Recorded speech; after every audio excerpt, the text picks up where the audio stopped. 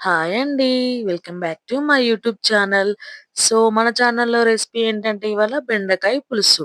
బెండకాయ పులుసుకి కావాల్సిన పదార్థాలు చూద్దాం. బెండకాయలు, ఆనియన్స్, చింతపండు. ముందుగా ఒక గిన్నె అయితే పెట్టుకోండి. అందులో తగినంత ఆయిల్ అంటే 4 టేబుల్ స్పూన్స్ ఆయిల్ అయితే వేసుకోండి. నేను పావు కిలో బెండకాయలకి ప్రాసెస్ చెప్తున్నా.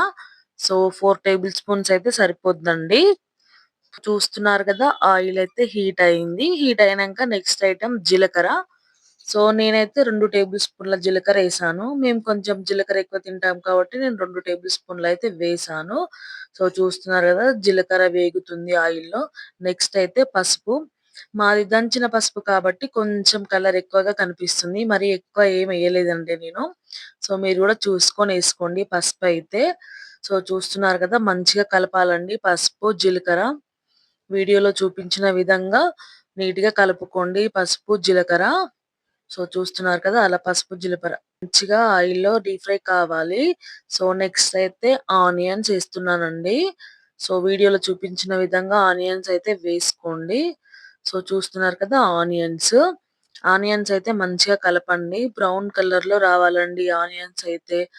సో, ఆయిల్‌లో వేస్తున్నా. బెండకాయ పులుసులో కొంచెం ఆయిల్ ఎక్కువనే ఉండాలండి. మరీ అంతగా కాదు కొంచెం. సో, చూస్తున్నారు కదా! ఆనియన్స్ అయితే ఏసాను. సో, మంచిగా కలపాలండి ఆనియన్స్ అవి. ఆయిల్‌లో మంచిగా డీప్ ఫ్రై కావాలి. ఆనియన్స్ బ్రౌన్ కలర్‌లో రావాలండి. సో, చూస్తున్నారు కదా! బ్రౌన్ కలర్‌లో వస్తే ఆనియన్స్ ఏగినట్టు. సో, నెక్స్ట్ అయితే కరివేపాకండి. కరివేపాకు ఎంత ఎక్కువ ఏసుకుంటే అంత ఫ్లేవర్ బావుంటదండి. నచ్చని వాళ్ళు గూడా తినండి. కరివేపాకు తింటే ఐస్‌కి మంచిది. హెయిర్ గ్రోత్ ఉంటది. సో, చూస్తున్నారు కదా! ఆయిల్‌లో మంచిగా డీప్ ఫ్రై కావాలి కరివేపాకు కూడా. సో, నెక్స్ట్ అయితే అల్లం వెల్లుల్లి పేస్ట్ అండి. అల్లం వెల్లుల్లి పేస్ట్ ఏసిన వెంటనే కలపాలండి. లేకుంటే అడుగంటిపోద్ది అల్లం వెల్లుల్లి పేస్టు. సో, చూస్తున్నారు కదా! వీడియోలో చూపించిన విధంగా కిందికి అంటకుండా మంచిగా కలుపుకోవాలండి అల్లం వెల్లుల్లి పేస్టు. సో, చూస్తున్నారు కదా! అల్లం వెల్లుల్లి పేస్ట్ మొత్తం ఆయిల్‌లో డీప్ ఫ్రై కావాలి. మనకు స్మెల్ అనేది బయటికి రావద్దండి. పచ్చి పచ్చి వాసన పోవాలి. నీట్‌గా కలపండి. సో, చూస్తున్నారు కదా! వీడియోలో చూపించిన విధంగా. సో, చూసారు కదా! ఆనియన్స్ అయితే బ్రౌన్ కలర్‌లో అయ్యాయండి. సో, చూస్తున్నారు కదా! నెక్స్ట్ అయితే బెండకాయలేస్తున్నాను. బెండకాయ పులుసులో ఏంటంటే బెండకాయలు పొడవుగా కోసుకుంటేనే పులుసు బాగుంటదండి. సో, చూస్తున్నారు కదా! తినడానికి కూడా చాలా టేస్ట్ మంచిగుంటది. సో, చూడండి ఇలా అయితే కలపాలండి. ఏమి కూడా అడగంటకూడదు బెండకాయ పులుసులో. కొద్దిగా మాడిపోయినా స్మెల్లొస్తదండి మనకి బెండకాయ పులుసులో. అల్లం వెల్లుల్లి పేస్ట్ మాడిపోయిందంటే చాలా స్మెల్లొచ్చేస్తది. తినబుద్ధి కాదండి. సో, చూస్తున్నారు కదా! అలా. సో, గ్యాస్ అయితే సిమ్‌లో పెట్టుకొని మూత పెట్టేసుకున్నానండి. నెక్స్ట్ అయితే చింతపండు. నేనైతే పావు కిలో బెండకాయలకి నిమ్మకాయ సైజంత చింతపండయితే తీసుకున్నానండి.